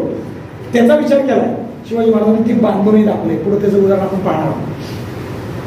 किल्ल्याला जर दुसरं ठाणं शेजारी असेल तर ते किल्ल्याच्या अखत्यारी जाणावं. त्याचे उदाहरण सांगतो. पन्हाळा आपल्याला काही लोकांना माहिती आहे किंवा पाहिला आहे. या पन्हाळ्याच्या शेजारी पावनगड आहे. ते पन्हाळ्याच्या शेजारी असणारा लहानसा डोंगर आहे आणि तो सोडून फोडून टाकून संपवण्यासारखा नाही. म्हणून शिवाजी महाराजांनी त्यालाही बंदिस्त केलं, पावनगड निर्माण केला. पुरंदर नावाचा किल्ला आहे. त्याच्या शेजारी दुसरा लहानसा डोंगर आहे. त्या लहानशा डोंगराला रुद्रमाळ या नावाचा शिवाजी महाराजांनी दुसरा किल्ला केला. प्रतापगड आहे माहिती आहे सगळ्यांना. पण प्रतापगडच्या एक ज्याला माची म्हणतात, एक डोंगराचा फाटा, तो फाटा लांब आलेला आहे आणि हा गडाला घातक ठरतो म्हणून त्याला तटबंदी घालून त्याच्यावर तळणीचा बुरुज निर्माण केला. आज त्याला जीवा मारे बुरुज नावाने तो ओळखला जातो. ते प्रतापगडावर केलं. राजगडावरती 3 माची आहेत. संजीवना माची, सुवेळा माची आणि पद्मावती माची. हे 3 माच्या म्हणजे 3 अभेद्य किल्लेच आहेत राजगडाच्या बाबतीत. याशिवाय तोरणा इथं बुधला माची आहे. ती शिवाजी महाराजांनी तोरणा किल्ल्याच्या अखत्यारीत आणली. तिलाही दोन्ही बाजूला तट घालून किल्ल्यात आणून ठेवलेला आहे. म्हणजे किल्ला कसा दुर्गम असावा याचं मूर्तिमंत उदाहरण शिवाजी महाराज प्रत्येक ठिकाणी आपल्याला दाखवतात. किल्ला जिंकताना कसा जिंकता येऊ नये याचं उदाहरण दाखवतात. शिवाजी महाराजांच्या बाबतीत विचार करत असताना राजगडाचा 3 किल्ले म्हणून आम्ही विचार करतो. 3 माच्या 3 किल्ले. मग खरंच तसं झालं का? एक जिंकली माची दुसरी नाही पडली असं? हो झालं. राजगडाचा बाले किल्ला आणि पद्मावती शिवाजी महाराजांच्या लोकांच्या ताब्यात आणि सुवेळा आणि संजीवनी माची औरंगजेबाने जिंकली. वर्षानुवर्ष युद्ध करून बाकीचा किल्ला जिंकता आला नाही. हे शिवाजी महाराजांचं वैशिष्ट्य आहे. अर्धा किल्ला पडला तरी उरलेला अर्धा शिवाजी महाराजांचे लोक लक्षण करतात. हे सगळं बांधत असताना हे सगळं कसं बांधावं? चांगलं बांधावं, दगडी बांधावं, मजबूत बांधावं. नाजूक जागा असतील तिथे सुरुंग लावून फोडून टाकावं. जिथं काहीतरी नाजूक आहे ते सुरुंग लावून फोडणार. रायगडावरती हे आपल्याला पाहता येतं. शिवाजी महाराजांच्या चरित्रात 2 कथा आपल्याला माहिती आहे. एक हिरकणीची, कोजागिरी पौर्णिमेची. माहिती आहे का नाही? अरे माहीत पाहिजे. शिवाजी महाराजांच्या राज्यात आपण राहतो, माहीत आहे तर माहीत आहे म्हणा, नाही तर नाही म्हणा, पण माहीत पाहिजे. हिरकणीची कथा माहीत पाहिजे आम्हाला. कोजागिरी पौर्णिमेच्या रात्री पुत्र ओढीनं ती हिरकणी किल्ल्यावरून खाली उतरली. तो जो भाग आहे त्याला हिरकणी कडा नाव आहे. पण ती खाली उतरल्यावर तिचा मान सन्मान शिवाजी महाराजांनी केला हे झालं. पण दुसरी गोष्ट महत्वाची काय केली, ती जिथून खाली उतरते ती वाट लोकांना उतरायला चढायला सोयीची. मग ताबडतोब सुरुंग लावून शिवाजी महाराजांनी फोडून टाकली आणि जिथं सुरुंग लावता येत नाही तिथं 40 फूट लांबीची भिंत घातलेली आहे. कधी हिरकणीला गेला तर हिरकण कड्यावरती त्या भिंतीपाशी जाऊन पहा, म्हणजे ते लक्षात येईल. मोठी भिंत घातली, इथून वर कोणाला चढता येणार नाही याची व्यवस्था केली. दुसरं भवानीकडा आहे, रायगडाचं पूर्व बाजूचं टोक आहे, हिरकणी आणि पश्चिमेचं टोक आहे. आणि या भवानी कड्याची कथा अशी सांगितली जाते, सर्जा चित्रपट पाहिला आहे का नाही? बघा बघा, शिवाजी महाराजांनी रायगड किल्ला बांधल्यावर सगळ्या लोकांना तोंडी पिटवली. वाहत्या राबत्या वाटेशिवाय जो कोणी अन्य रस्त्याने गडावर चढून येईल त्याला एक शेर सोन्याचा तोडा आणि घोडा भेट दिला जाईल. अनेकांनी प्रयत्न केले, कोणाला जमलं नाही. एक डोंबारी मात्र उठला आणि तो पूर्वेच्या बाजूने जिथं भवानीचा दरा म्हणतात तिथून रायगडावर चढत गेला अशी कथा आहे. आणि मग शिवाजी महाराजांनी त्याचा मान सन्मान केला, त्याला घोडा दिला, त्याला बक्षीस दिलं, त्याला शेरवर सेनाचा तोडा घातला. पण दुसऱ्या क्षणी तो भाग सुरुंग लावून फोडून टाकला. म्हणजे सुरुंग लावून जिथं सोपी जागा आहे ती खडतर करणं हे शिवाजी महाराज किल्ला बांधताना सांगतात. म्हणजे आयब कमी करावा, आयब म्हणजे दोष, न्यून, कमतरता आहे, अजिंक्यपणा होण्यात ते दोष आहे, ते कमी करावं हे शिवाजी महाराज सांगतात. ते त्यांनी केलंय. शिवाजी महाराजांनी अनेक बांधकाम, अनेक विषय त्या अर्थाने केलेले आहे. दार बांधावं, गडाला दार बांधावं, ते पण कसं, दोन्ही अंगानं बुरुज असलेलं. बुरुज त्या दाराच्या कह्यात असावा किंवा दाराच्या बाजू त्या बुरुजाच्या कह्यात असावी.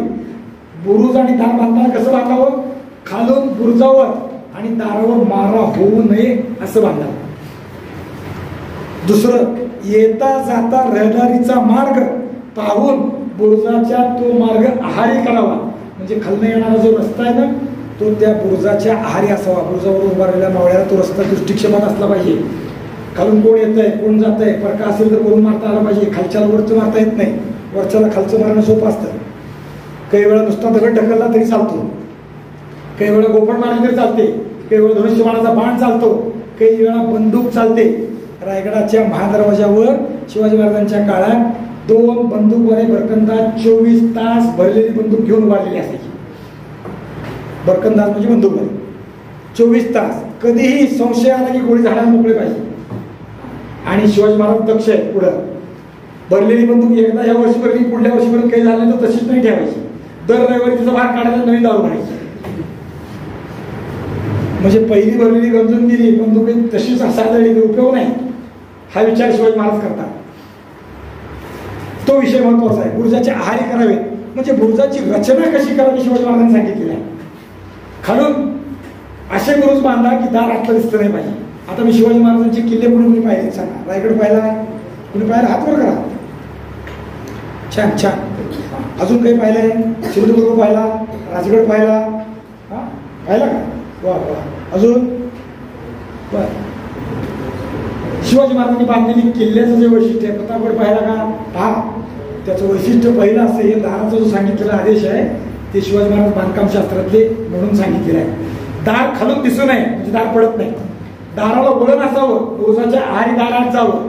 दार शक्यतो पूर्वेकडे तोंड करून असावं, म्हणजे दार खालूनही दिसणार नाही पाहिजे. दाराला बुरुजही असा पाहिजे की ती वळणाला समजा हत्ती घालायचं म्हटलं, आता एवढं वर चढून येणं हत्ती अवघड आहे, कारण दार फोडायचं तंत्र असायचं. हत्ती आणायचं आणि दाराला धडका मारायचे.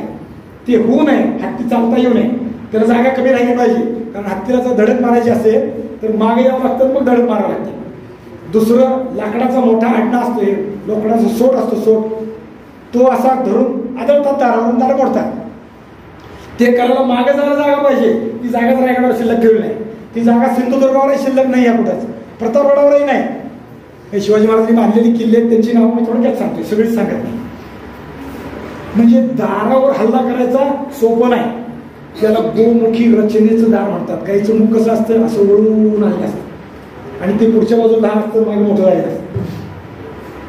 बुरुजाच्या दोन्हीकडून बुरुज झाकलेला असतो, दार दिसत नाही. दारातल्या लोकांना मात्र सगळं दिसतं. रायगडावरचे जय विजय हे महादरवाजाचे 2 बुरुज आहेत.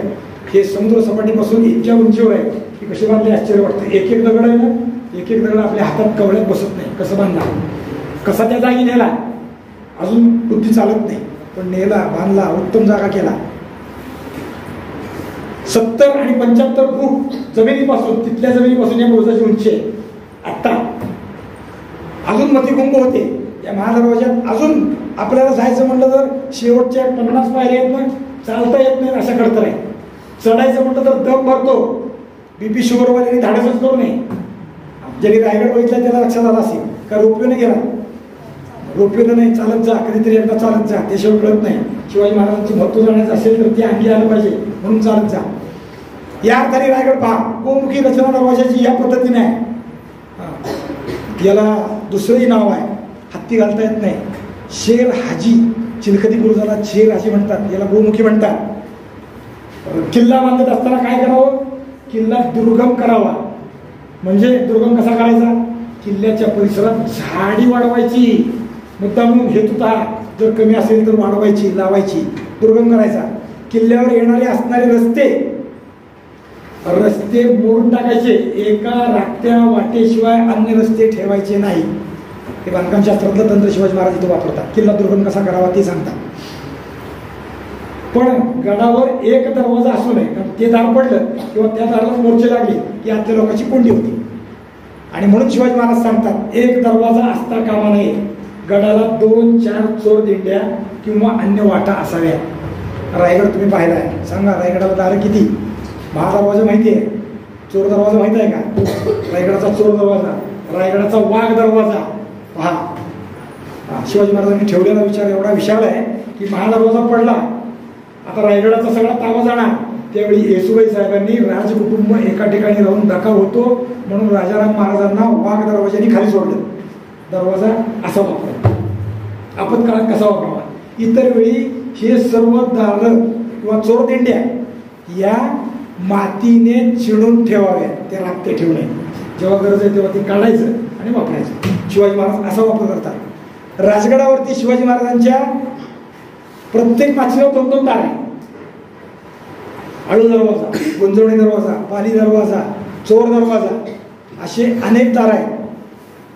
तोरण्यालाही 2 दार आहे, सिंहगडाला 2 दार आहे, कल्याण दरवाजा आणि पुणे दरवाजा. लक्षात ठेवा.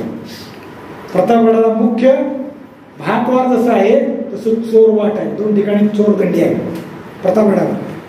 शिवाजी महाराज जे सांगतात ते आदर्श वागून दाखवले म्हणून सांगतात. या वास्तुशास्त्राचा अभ्यास केलाय म्हणून सांगतात. या आधारे ते विचार करतात. राबत्या वाटाशिवाय अन्य वाटा मोडून टाकावे. वास्तुशास्त्राचं तंत्र किल्ला दुर्गम करण्याचा भाग आहे म्हणून हे सांगतात. शिवाजी महाराज नुसतं एवढंच सांगतात असं नाही, पुढेही सांगतात. पाण्याचा विचार सांगतात. किल्ल्यावर पाणी कसं असावं, गडावर उदक पाहून किल्ला करावा. नुसता डोंगर पाणी नाही तर किल्ला बांधण्यात काही मजा नाही. लोक कसे राहतील वरची, पाणी कुठून येईल. पाणी नाही आणि ते स्थळ आवश्यक बांधावे. पण तिथं काय करावं, असं स्थळ जर प्राप्त झालं तर खडक फोडून पाणी काढावे, तिथून तळी निर्माण करावी, टाकी निर्माण करावी. पर्जन्य काळामध्ये संपूर्ण गडावर पाणी पुरेल असं करावं. भरपूर पाणी असतं पाहिजे किल्ल्यावर. जिथं किल्ल्यावर निसर्गतः झरे आहेत, रायगडावर निसर्गतः झरे आहेत, गंगासागरला झरा आहे, रायगडावर अनेक टाकी आहेत. शिवाजी महाराजांच्या शब्दाप्रमाणे एक टाका असता कामा नये, अनेक पाहिजे. का, निसर्गतः असणारे झरे जर किल्ल्यावर युद्ध सुरू झालं, भांड्याचा मारा झाला, भांड्याचा मारा म्हणजे तोफा वाजल्या की झरे लुप्त पावतात, झरे जागा बदलतात. आपल्याला हे असेल इंजिनिअरिंगमध्ये ते असेल बघा, झरे बदलतात, प्रवाह बदलतात जमिनी अंतर्गत. आणि मग पाणी नाही राहिलं तर काय होईल. म्हणून अनेक टाकी असावीत. त्यामुळे रायगडावर असणारी टाकी आहे. हत्ती तलाव, कुशावर्ती तलाव, गंगासागर तलाव, 12 टाकी एका ठिकाणी म्हणून त्याला 12 टाकी म्हणतात. काळा हौद, कोळीन तलाव, हिरकणीपशी, याशिवाय अजून वेगळा आहे. अजून अनेक टाकी आहे. आणि त्याशिवाय जागोजागी पर्जन्याचा विचार करून 2 डोंगराच्या, ज्याला माची किंवा सोंड म्हणतो आम्ही, डोंगराच्या सोंडा म्हणतात, खोल दरा असतो, त्या दोन्हीच्या मध्ये भिंत घातली की उडून येणारं पाणी त्यात आढावं. अशा अर्थाने अनेक पाण्याची ठिकाणं रायगडावर आहेत, राजगडावर आहे, अनेक ठिकाणी आहेत. म्हणजे नुसतं पाण्याचा विचार शिवाजी महाराज स्थपती म्हणून किती अर्थाने करतात. गडाच्या वर झरा आहे, पुरते ते पाणी, पुरते नाही पुरते तर दुसरे झरे निर्माण करणारी जागा बघावी. भांड्याचा मारा झाला तर झरा आटतो, म्हणून पाणी साठवून ठेवावं. पाण्याचा खर्च विशेष जरी सोपं होता तेव्हा धोका संभवतो, पाण्याला खर्च करावा लागतो. याकरता जखिऱ्याचं पाणी साठवून ठेवावं. जखिऱ्याचं म्हणजे पावसाचं आलेलं पाणी साठवण करून ठेवावं असं शिवाजी महाराज सांगतात. म्हणजे किती विचार करतात, बारीक बारीक झऱ्याचा विचार करतात, हा भरपूर हवं पाणी किल्ल्यावर याचा विचार करतात, सर्वत्र हवं याचा विचार करतात. किल्ल्यावर एकाच ठिकाणी महादरवाजाच्या नाही, आपण गंगासागरापाशी पाणी आहे म्हणून आणि मग पद्मावती बसल्या किंवा भवानी टोका बसल्या, हिरकणी बसल्या माणसं तिथं पाणी जायचं का नाही. जो तिथं राहतोय त्याला तिथं पाणी असलं पाहिजे याचा विचार शिवाजी महाराज करतात. म्हणजे नगर बांधणीचं काम, ज्याला पाणी पाहिजे तिथं तिथं असलं पाहिजे, ते शुद्ध असलं पाहिजे, ते स्वच्छ असलं पाहिजे, याचाही विचार शिवाजी महाराजांनी केलेला आहे. कारण पाण्याच्या ठिकाणी माणसं असायची स्वतंत्र आणि पाणी घाण करू द्यायचे नाही, पाण्यात उपसून घ्यायचं, पाणी शुद्ध खायचं. त्या पद्धत शुद्धीची पहिली काही प्रकरण आहेत. कोरफड असते का नाही, कोरफड किंवा ज्याला कॅक्टस म्हणतो आपण, ते रायगडावर पाण्याच्या ठिकाणी अनेक ठिकाणी जवळ खूप आहे. कॅक्टसचे खूप प्रकार आहेत, 300-350 प्रकार आहेत. पण कॅक्टसचा एक गुण असा आहे की जर पाणी अशुद्ध झालं, कॅक्टसचं पान कापलं आणि ते पाण्यात टाकलं की लगेच खांड बाजूला 2 बाजूला सरकते आणि फिल्टर केलेलं पाणी तुम्हाला मिळतं. कॅक्टसची झाडी तिथं खूप आहे. या अर्थानं महत्वाचा विषय शिवाजी महाराज अजून एक टाक्याच्या बाबतीत विचार करतात. काय विचार करतात? किल्ल्यावर गेलो की बांधकाम करताना दगड कुठून आणला हा विषय प्रश्न आपल्याकडे उपस्थित होतो. आजही आम्ही बांधकाम करताना खालून दगड नेतोय. रायगडावरती आता चालू आहे काम, दगड खालून नेत आहे.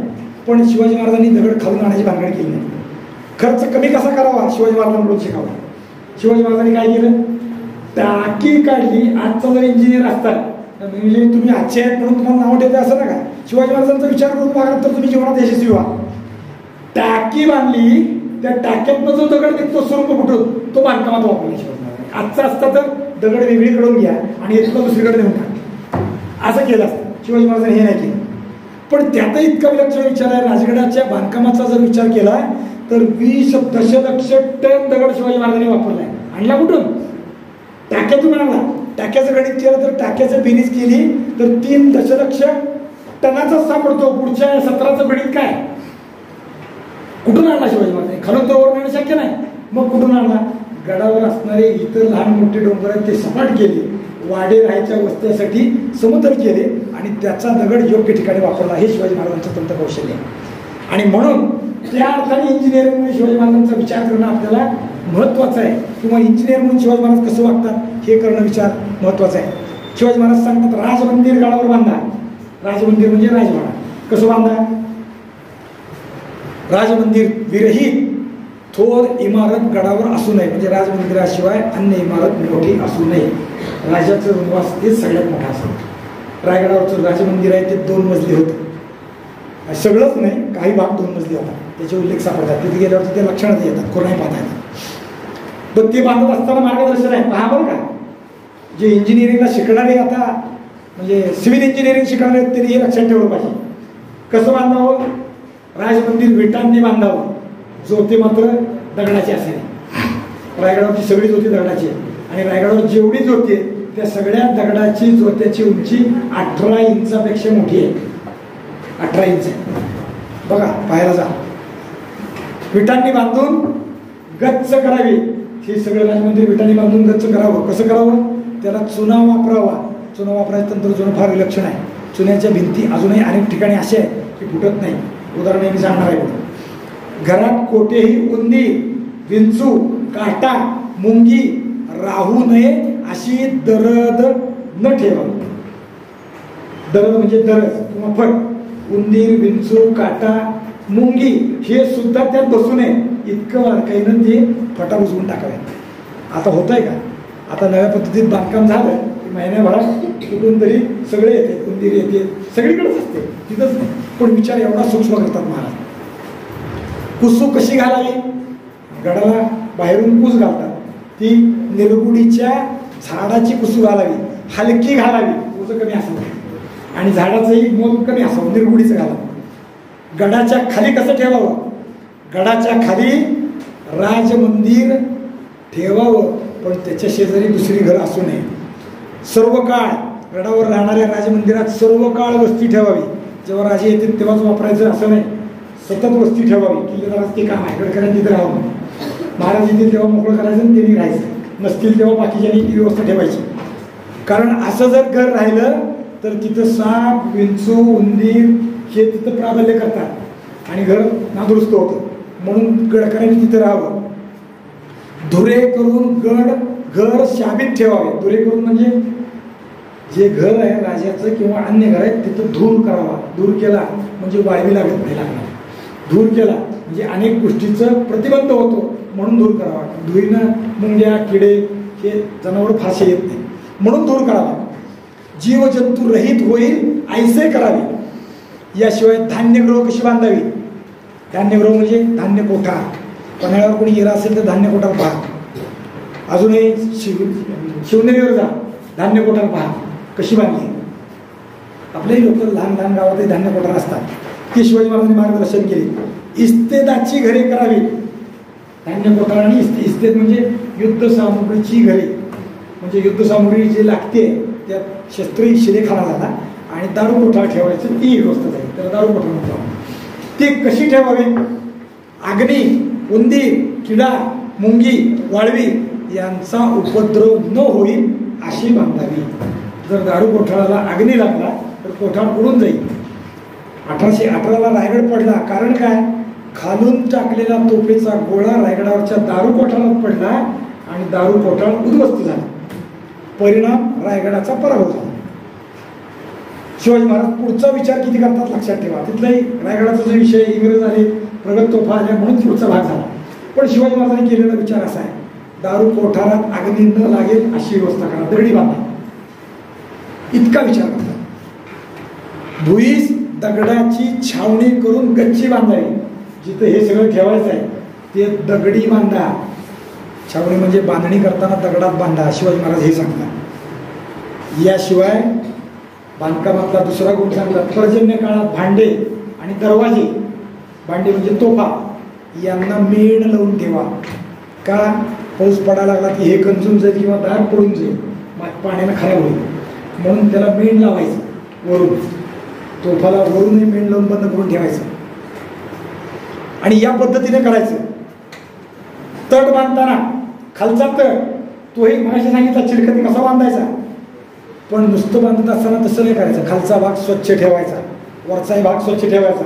तटाच्या वर ती व्यवस्था ठेवायची. वरून खालचं दिसलं पाहिजे त्यासाठी तटामध्ये पुढे अजून एक तटाला भिंत बांधलेली असते. तट असतो मोठा, वरून बैलगाडी चालत जाईल 2 एवढे अंतर असतं. कारण युद्ध काळात पळापळी झाली, बैलावरती दारू आणायला लागली तर वाहतूक व्यवस्थित झाली पाहिजे, 2 माणसं एकमेकाला थकले नाही पाहिजे, याचाही विचार आहे.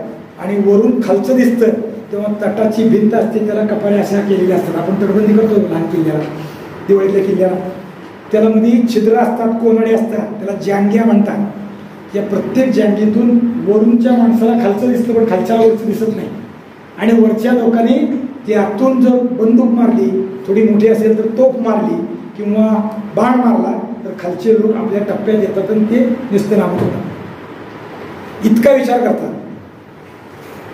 पुढं भुईकोट किल्ला बांधताना सांगतात, भुईकोट किल्ले फारसे नाहीत शिवाजी महाराजांचे, पण त्याचा विचार सांगतात. भुईकोट किल्ला कसा बांधा. जर भुईकोट किल्ल्याच्या बाहेर जमीन असेल तर तिथं खंदक करा. किती, जेवढे जमिनीचं अंतर आहे तेवढा खंदक करा, म्हणजे किल्ला अजय्य राहील. स्थापत्यशास्त्राचा विचार एवढ्या पद्धतीने करतात. गड बांधताना गडाचे मार्ग सुगम ठेवू नये, मोडून झाडी वाढवावी सांगतात. झाडीच्या बाबतीत मार्गदर्शन करतात. त्यात म्हणतात गडाची राखण म्हणजे कलरग्याची झाडी, जी झाडी आहे खाली ती गडाची राखण करते. त्यातली एकही काठी तोडू देऊ नये. जर कोणी तोडायला आला तर त्याला शिक्षा करा. गडाखालची इमारतीचे घर किंवा घराभोवती कुसू घालू देऊ नका. गडाच्या खाली जर कोणी इमारत बांधली तर त्याला बाहेरून तटबंदी घालू देऊ नका. कारण तशी तटबंदी घातली की तो माणूस गडकऱ्यावर उठू शकतो, भांडण करू शकतो. याचा विचार शिवाजी महाराज करतात. चिलखती बुरुज बांधतात, चिलखती तटबंदी बांधतात. चिलखती तटबंदी मगाशी सांगितली. संजीवनी माची कशी आहे, जगात अजिंक्य आहे. जगातल्या उत्तमोत्तम किल्ल्यांचं एक छत्र प्रदर्शन युरोपात भरलं होतं आणि त्यामध्ये अनेक किल्ल्यांचे मिनिएचर करून ठेवले होते, मॉडेल करून ठेवले होते. आणि त्यातून सगळ्यात उत्तम कोणचा याचा अभ्यास करून मांडलं गेलं आणि त्यात शिवाजी महाराजांनी वयाच्या अवघ्या 15व्या वर्षी बांधलेला राजगड जो आहे तो सगळ्यात उत्तम म्हणून त्यात निवड झालेला किल्ला आहे. 15व्या वर्षी आर्किटेक्चरचं एवढं ज्ञान शिवाजी महाराजांना आहे. 2 भिंती बांधल्या आहेत तटबंदी चिलखती पण तटबंदीच्या, पण 2 भिंतीच्या मधूनचा रस्ता सुमारे 3 फुटाचा ठेवला आहे. आतून माणूस फिरता आला पाहिजे, या तटातून त्या तटात त्याला जाता आलं पाहिजे, नुसता फिरता नाही, सहजपणे 5 हातेरा घेऊन फिरता आलं पाहिजे अशी ही तटबंदी आहे अनेक ठिकाणी. आणि या सगळ्या गोष्टींचा विचार करून आबेकारी त्यामुळे म्हणतो की शिवाजी महाराज हे भूगोलाचा अभ्यास केलेले आहे. मी भूगोलाचा अभ्यास त्या अर्थानं पण सांगेन. शिवाजी महाराजांनी भूगोलाचा अभ्यास कसा केला ठीक आहे, वापर कसा केला, युद्धात वापर कसा केला. अफजल खानाला मारित असताना शिवाजी महाराजांनी अफजल खानाला जावळीच्या जंगलात आणलं. उंबरखिंडीत कारतुलब खानाला ऐन पेचात पकडला तुंगारण्या आणि त्याचा पराभव केला. अफजल खानाचा सैन्यासकट पराभव केला. उंबरखिंडीत कारतुलब खानाचा पराभव केला. 30,000 लोक घेऊन निघालाय आणि 1,000 लोकांशी महाराजांनी त्याचा पराभव केला. भूगोलाचा योग्य वापर केला की काय असतं, इंजिनिअरचं तंत्र वापरलं म्हणजे असणाऱ्या साधन संपत्तीचा आपल्यासाठी कसा उपयोग करावा शिवाजी महाराजांकडून शिकता आला पाहिजे. इंजिनिअरिंगमध्ये आपण हे अभ्यासलं पाहिजे. शिवाजी महाराज दुर्गांचे बांधकाम करतात, नकाशे ठेवतात, हे आबेकरांनी लिहिलं आहे आता आपण पाहतोय. पण यापेक्षा एक विशेष टॉमस निकल्सन नावाचा एक माणूस शिवाजी महाराजांच्या राज्याभिषेकाच्या आधी रायगडावर, शिवाजी महाराजांनी वरून त्याला परमिशन दिल्याशिवाय वर जाता येईल आणि मग वर गेला तेव्हा त्यांनी जो रायगड पाहिला तेव्हा त्यांनी ते सगळं लिहून ठेवले. हा किल्ला अजय आहे, तुर्जय आहे. जर वरती रसद असेल तर 500 लोक जगाला अजिंक्य आहेत असं या किल्ल्याचं वर्णन त्याने करून ठेवलं आहे. पूर्वेचा जिब्राल्टर असं त्यांनी रायगडाला त्यामुळे म्हणले आहे.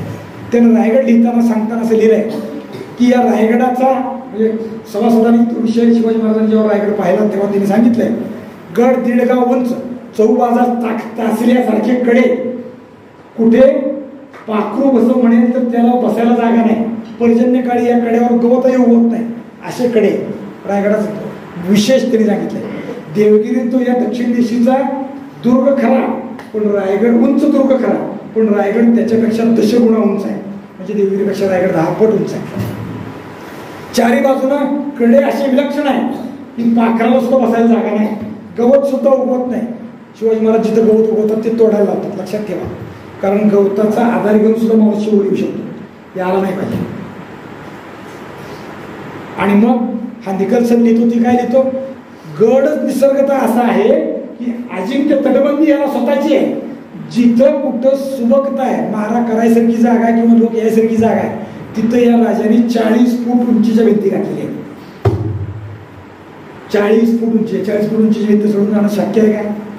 आज सुद्धा शक्य नाही. आणि किल्ला जिंकायला कालत्रही शक्य नाही. त्याच्यापेक्षा पुढचा आहे रायगडाच्या महादरवाजाचा मागाशी विशेष सांगितलं, गोमुखी पद्धतीने दरवाजा आहे. गोमुखीचं अनेक गोष्टी आहेत. शिवाजी महाराजांच्या बांधकामातलं सगळ्यात विशेष आहे खालून किल्ला चढत जात असताना किल्ल्याचा उंच भाग आहे तो आपल्या उजव्या हाताला राहतो आणि जो खड्ड्याचा दरीचा भाग आहे तो डाव्या हाताला राहतो. शत्रू जेव्हा गडावर चढत जातो तेव्हा त्याचा उजव्या हाताला डोंगर असतो. म्हणजे बहुतेक 99% लोक उजवे असतात, उजव्या हाताला हात तलवार धरून येतात आणि मग तलवारीला उजव्या हाताला चालवता येत नाही, डाव्या हाताला असेल तर मोकळं चालेल. त्यामुळे रस्ताच असा निर्माण करायचा की उजव्या हाताला डोंगर या, हे विशेष आहे शिवाजी महाराजांचं. आणि मग तसं करून जर तलवार चालवली तर ती अडकेल, लागेल, ते दगडावर आदळेल आणि त्याला खांडे पडतील म्हणजे तिची धार जाणार, तिचं युद्ध कामी नाही होणार.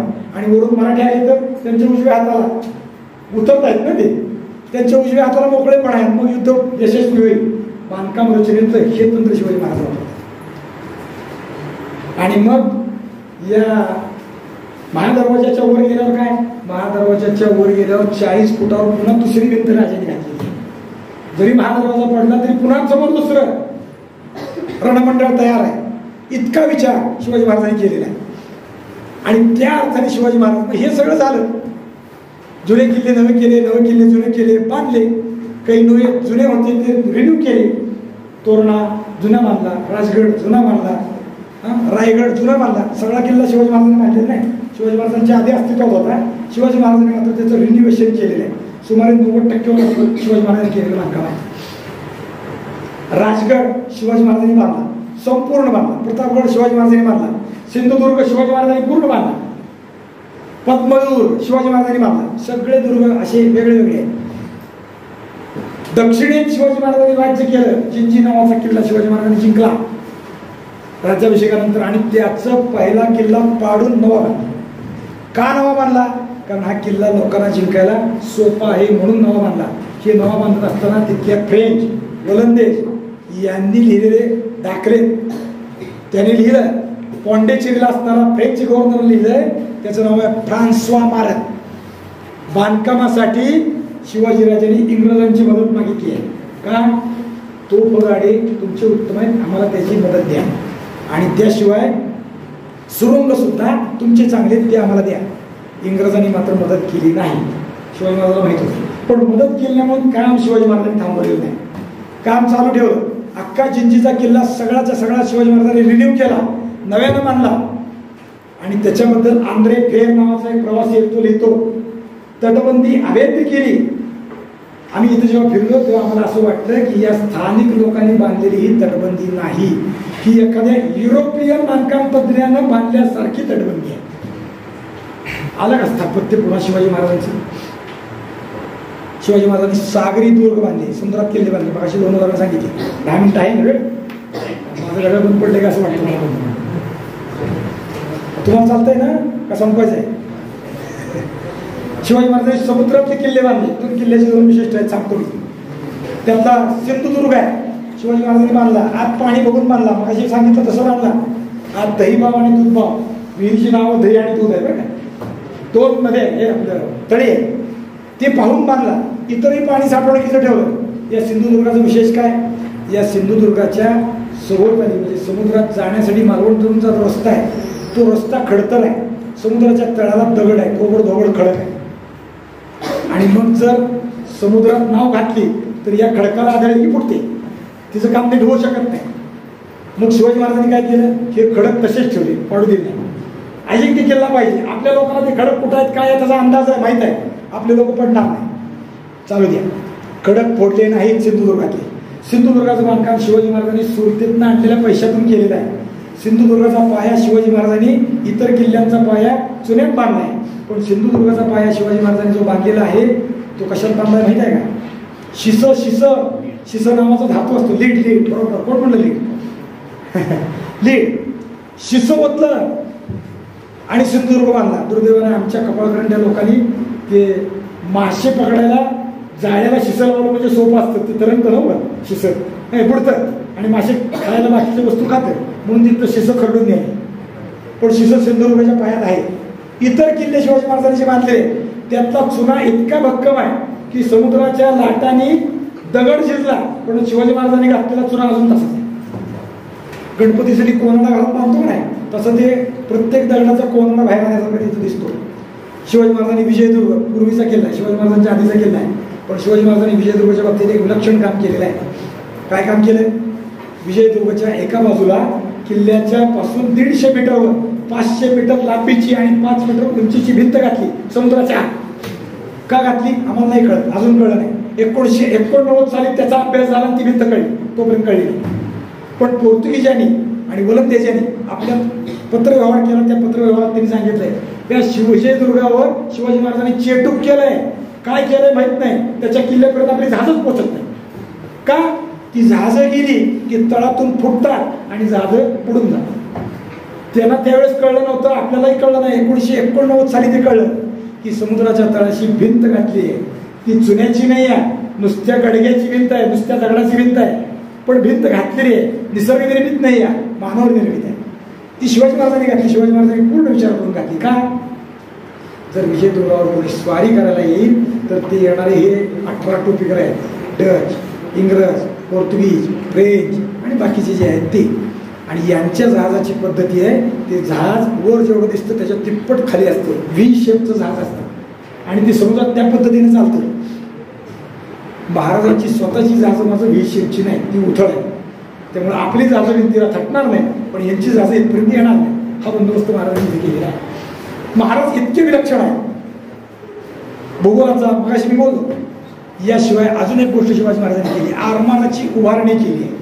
आरमार म्हणजे नवनिर्माण आहे. इंजिनियरचं ते तंत्र आहे, बांधकाम तंत्र आहे. बांधकाम म्हणजे घराचंच नाही, आरमाराची पण उभारणी. सागरासाठी समुद्रावर पालन घालणं आवश्यक आहे, तर आपलं स्वराज्य अजिंक्य राहील.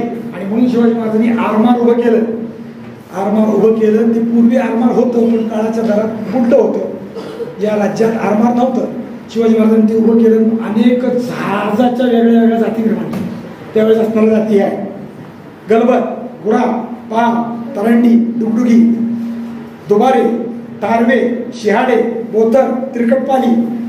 आणि शिवाजी महाराजांनी संगमेश्वरी या नावाचं जहाज स्वतः निर्माण केलं. स्वतः म्हणजे शिवाजी महाराजांनी आरमार उभं करण्यासाठी इंग्रजांचं मदत मागितली, त्यांनी केली नाही. पोर्तुगीजाला मागितली, त्यांनी केली नाही.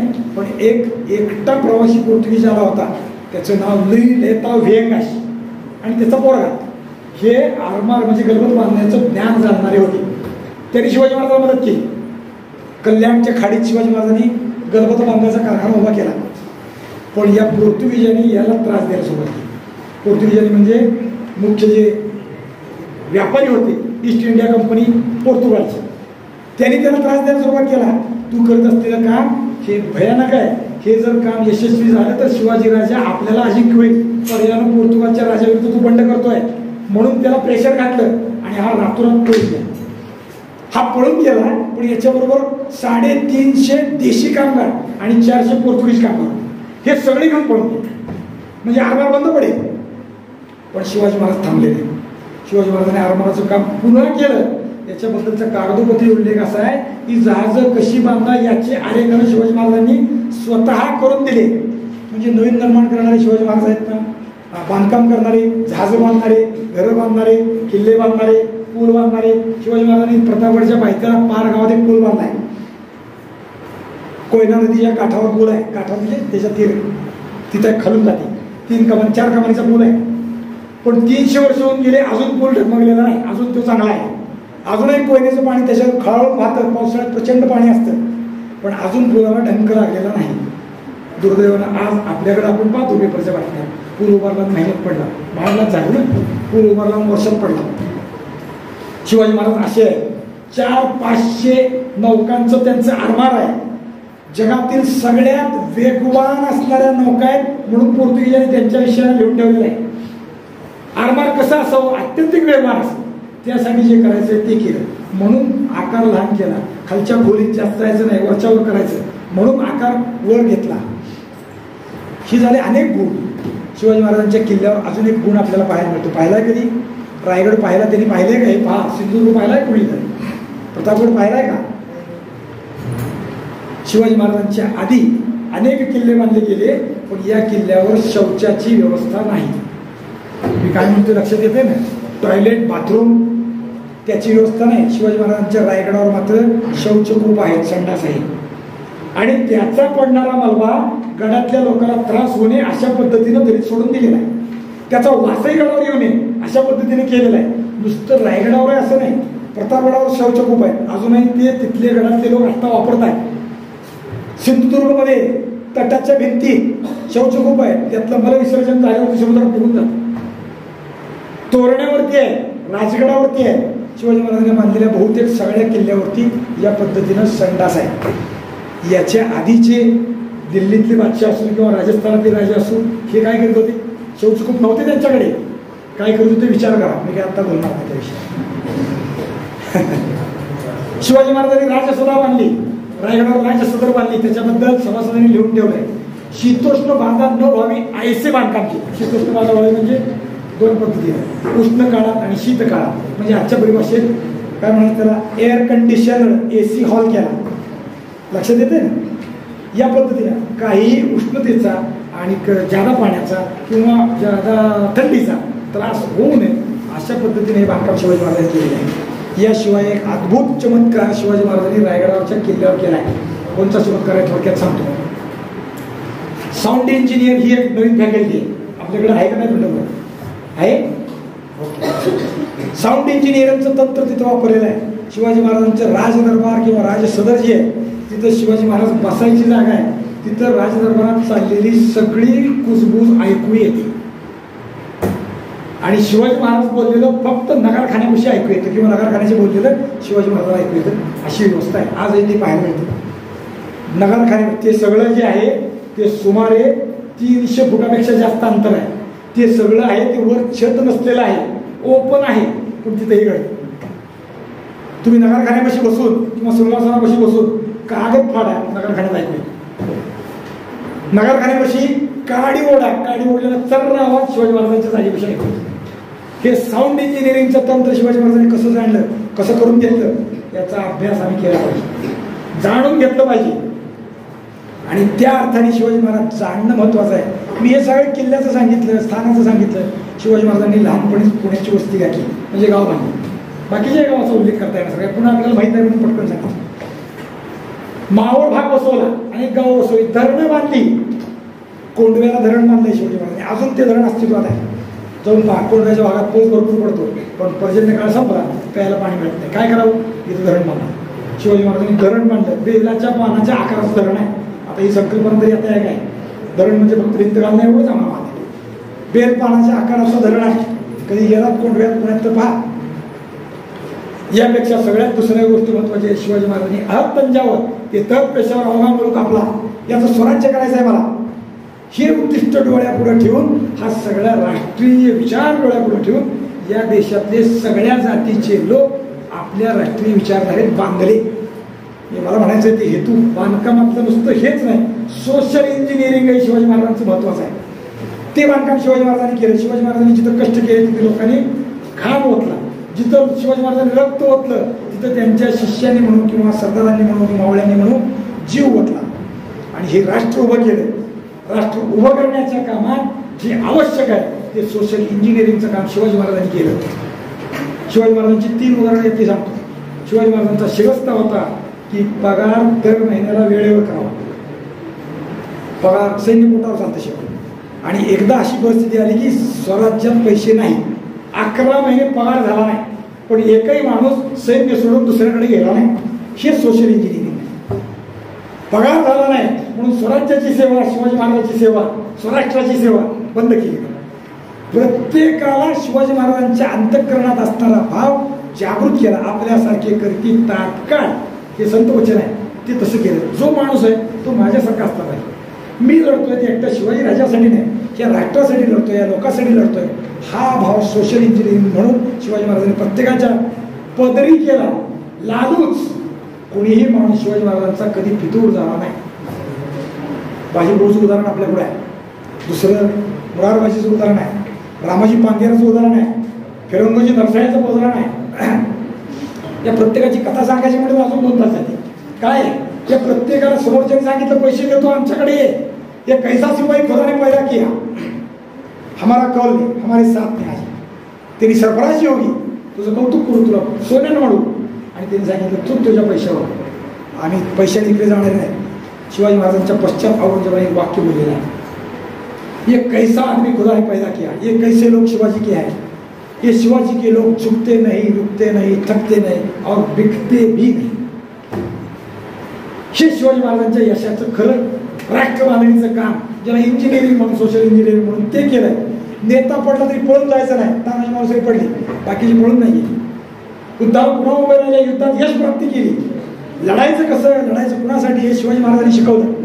ते सोशल इंजिनिअरिंग आणि बाकी सगळं इंजिनिअरिंग आम्ही आत्मसात केलं तर आम्ही इंजिनियर झालो असं म्हणता येईल. मग शिवाजी महाराजांचा वारसा सांगण्याचा अधिकार आम्हाला असेल असं म्हणता येईल. मग शिवाजी महाराजांची जय म्हणण्याची आमची पात्रता नाही. आणि ते करण्यासाठी तुम्ही आता प्रारंभ करते आहात, त्या अर्थाने तुम्ही या क्षेत्रात आले आहात, वास्तुविद्याच्या तंत्रात तुम्ही आले आहात. शिवाजी महाराजांनी रथाचंही बांधकाम केल्याचे उत्तर, आणि ते करीत असताना शिवाजी महाराजांसारखं जे जे करायचं ते निर्दोष करा, जे जे करायचं ते उत्कट करा, जे जे करायचं ते राष्ट्रासाठी करा. वैयक्तिक पैसे मिळणं भाग आहेच, पण लोकांसाठी करा, हा शिवाजी महाराजांचा खरा संदेश आहे. आणि ते करणं हे सगळ्या आपल्याचं काम आहे. आणि या भाषणाचं माझ्या अर्थानं मला वाटतं हे फलित आहे. तर या गोष्टीला, आजच्या या समारंभाला किंवा सरांनी केलेल्या या प्रयत्नाला तर त्याला यश आहे. मगच आपण छत्रपती शिवाजी महाराज की जय म्हणू शकतो हे मला वाटतं. त्यामुळं या विषयावर एवढ्यावरच थांबतो आणि झालेला भाग ज्या शिवाजी महाराज, खरं तर किती गुण आहेत काय सांगावेत असा विषय, पण झालेला